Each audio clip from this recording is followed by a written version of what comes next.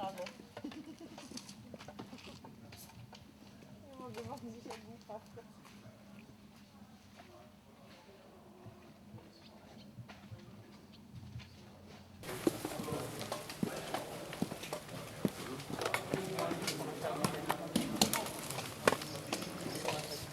Masz garnek, to cię uratowało.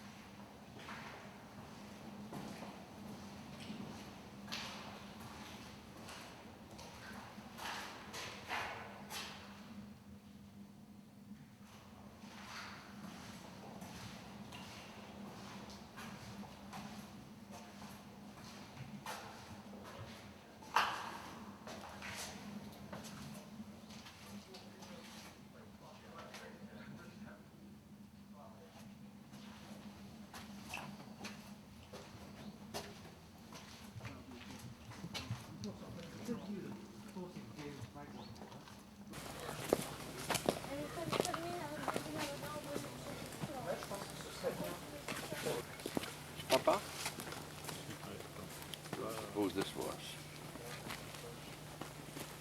It's so useful to have someone that knew something. Non. Je me mets là par exemple.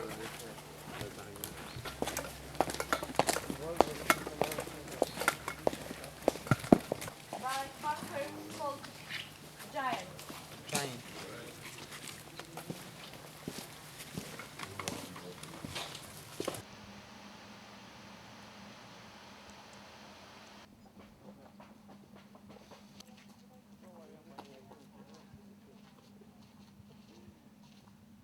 Jak jeśli to wiesz, tak powoli tą obronę, to uzbrojenie całe to...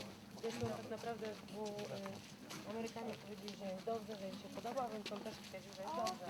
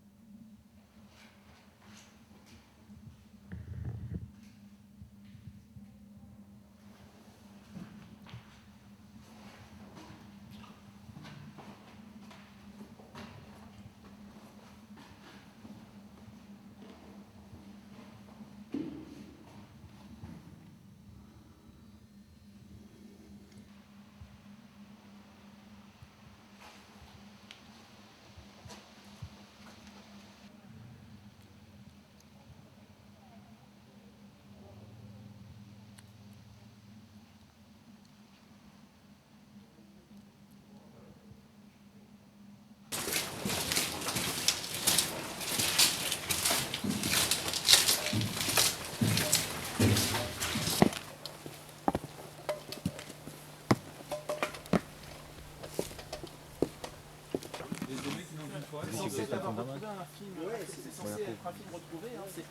Une plante, une plante.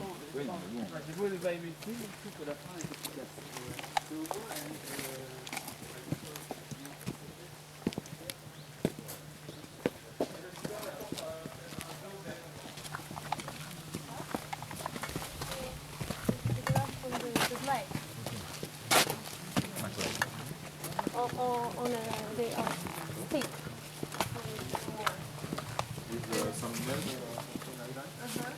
And probably because this growing.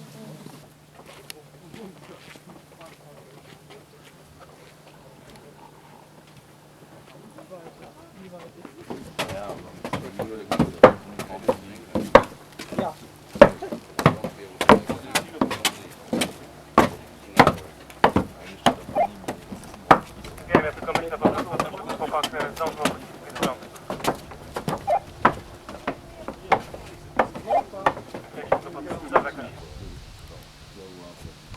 Commanding impression is one of someone with work on the wall.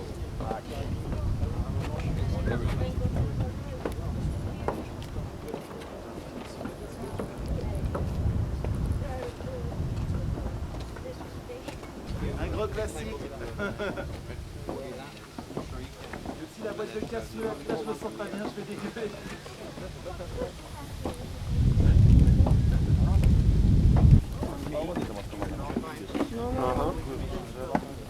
Ale widziałeś jako technikę te wodorosty?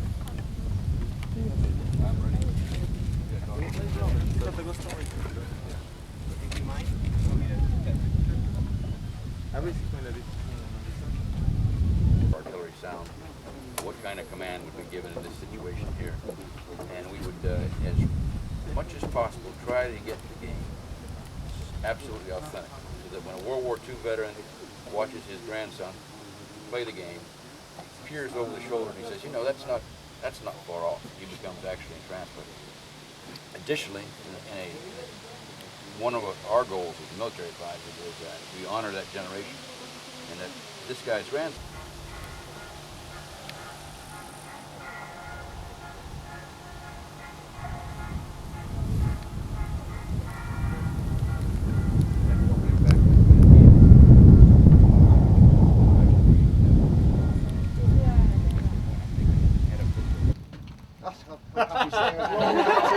Don't mind me.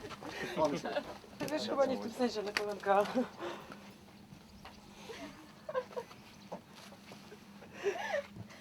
Ładnemu. It was awesome. You don't look like German. We are in bonds. So maybe one picture for all? Yeah. Myślałam, że to będzie ciężko. Is that okay?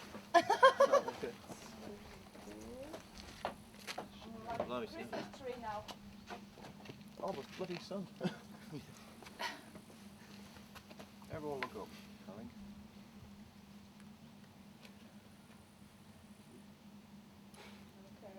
Co ty tak długo robisz?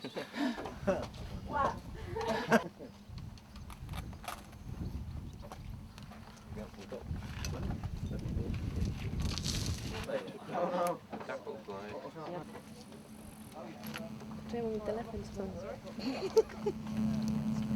Hello? Groups that wandered up and down and in and out, and the sole and single purpose of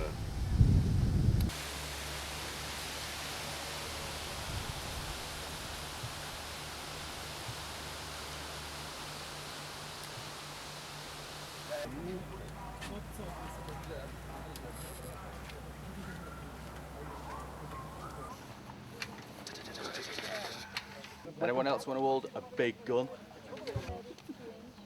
No wonder Call of Duty only have 3 of them at a time. What's the kit? straight A62. Did you anyone like that? It's not my camera, why am I holding it? It's mine.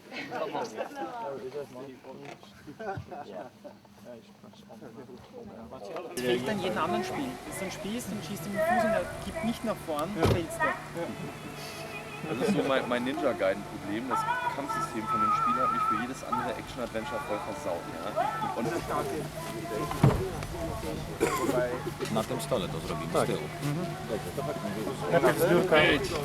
Na tle samochodu. Sorry, I'm late.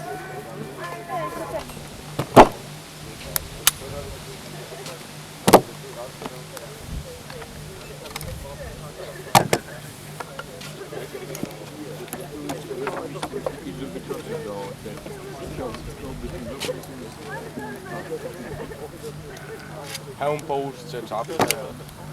Oh, good. Yeah. Well, let's talk about some of the equipment. Excellent. All right, you gather around. We'll give you a little briefing on some of this weapons and equipment that are being carried by these reenactors. I hate to break it to you, they're not actual Nazis. This is the Mp40 Schmeiser. Now, the Schmeiser, 9mm parabellum, 30 rounds. You guys have played it in the game. It actually was a response to what we had and problems we had in World War I. World War I, your machine guns were very heavy. You had to advance to another trench to get into the trench. You put a lot of artillery down. You got machine guns to support you. You ran across to the next trench. But when you got in the trench, you had no machine guns because you had no mobile firepower. So the submachine gun, called because in German called machine pistol, was developed so that you could jump into a trench, have a very maneuverable weapon. You can collapse the stock even like this. All right, you can jump in and you can have mobile firepower running up, coming around the corner of the trench, and working out, cleaning out bunkers, that kind of thing. The Mauser K98, which actually is a shorter Mauser than the World War I version. All right, you can see that you can have problems maneuvering that around in tight space. So every nation at the end of World War I developed machine pistols or submachine guns, as they're called in the United States. All right, that was good. It was good, it was okay. But if you got the thing, you threw it down in the mud a couple times, all of a sudden you found out that drum jammed up, the grit got in there, the mechanism jammed up on the early Thompson. So they came out with a Thompson A1, which had more stamp parts, had less clearance in the machining, and allowed the action to work even though you got it gummed up. So when I talked to Lynn Lomel of the 2nd Ranger Battalion who scaled the cliffs, I said, what was your favorite weapon, Lynn? He said, I love the Thompson. I said, why'd you love the Thompson? Oh, you know, you come around the corner, had a lot of firepower, knocked people down. This had a 45 caliber round. All the nation's militaries and a lot of the police are going back to a 45 caliber round. The 45 caliber round was developed in 1905 because they had these juiced up Moros in the Philippines that were attacking our soldiers in the Philippines, juiced up on some kind of a drug, narcotic, and they kept running after they got hit with a 38. The gas from the round going up the barrel, that in turn cycled back in a piston and knocked the bolt back, and then the spring flipped it back forward again. So you take it and you go bam, bam, bam, bam, all 8 rounds, and then ching, the little clip part would pop out, ching, which would alert the Japanese in the Pacific it's time to run at you. So every one of these machine guns had a barrel bag with a spare barrel that you would take and change. MG34 took a little bit longer to change. It also was a highly machined, much like the Thompson, a very highly machined weapon. Duck and cringe and shit their pants, and then there goes the maneuver element, scurrying around like gazelles into the flank, ready to assault, overpowering. So World War II, of course, is tanks. And in World War I, the tanks are just enough, thick enough armor to stop a Mauser bullet, pretty much. That's the principle of the Panzerfaust, the principle of our bazooka, the principle of all those anti-tank weapons, is that you could, hey, without having the velocity of just one big hard bullet, you could have a shape charge that flies through the air and hits something and explode through. World War I weapon gave you, a magazine of a number of rounds. I can't remember what the magazine count in the Luger was. What was it, 9? 8 rounds? And then you would cock it forward. It would put the bullet, the 9mm parabellum in here, and as long as you pull the trigger, bam, bam, bam, it would continue to fire. But the blowback principle, this is a blowback principle. The energy of the round going off, the cartridge exploding, but immediately blow back this device and reload the next round, and you pop in your next one. Not a bad pistol, a demanded collector's item. If you saw the movie Band of Brothers, he says, I can't wait to go find a Luger. I can't wait to find a Luger. But And I happened to be in Germany, assigned in Germany, when the police were getting rid of the Walther P38, picked one up very cheap. And now they're kind of collector's items. So, what does that tell you? And You know, whenever you get a chance to get your hands on a pistol, get it and collect it, because one day it'll be worth something. Same principle involved. Good weapon, stamped out, didn't cost as much money to make. And nice, didn't have the knockdown power of the American 45. All right? But you could also cook it off 1,000, 2,000, and hurl it over there. The idea on a cook-off was, you all know this, right? You want it to use a little bit of the 5-second fuse to kind of be burned up so that when it lands, a very quick-witted guy on the other side doesn't pick it up and toss it back at you. Which is why the American Army, if you look at them today, are wearing this helmet. A little bit different, made out of Kevlar material. This will not stop a bullet. This will not stop a bullet. It'll stop a 45 caliber round. It will not stop a rifle bullet. Every once in a while you'll find one at a glance. It'll take a glancing round in. What it was designed to stop was what was killing most people, artillery fragments. You'd have an overhead burst of artillery or something like that. It'd come down and smack on top of your head and do damage. This would, a slow-moving chunk of fragment could be stopped by this and protect your head.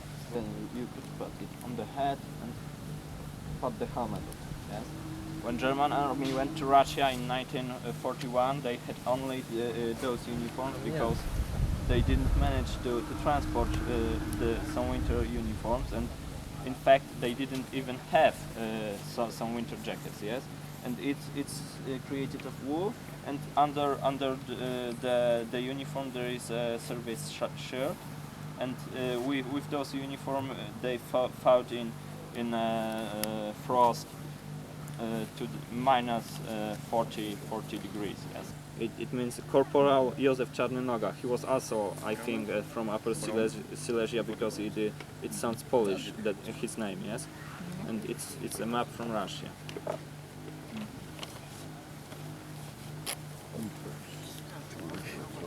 All these years that survived. You notice we're in the boundaries of Germany, see? Yes. Deutsches Reich.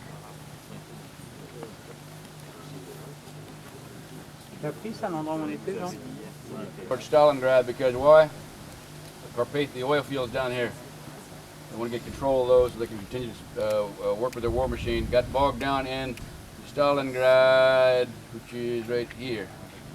Okay, as you remember, got encircled in Stalingrad in 1943.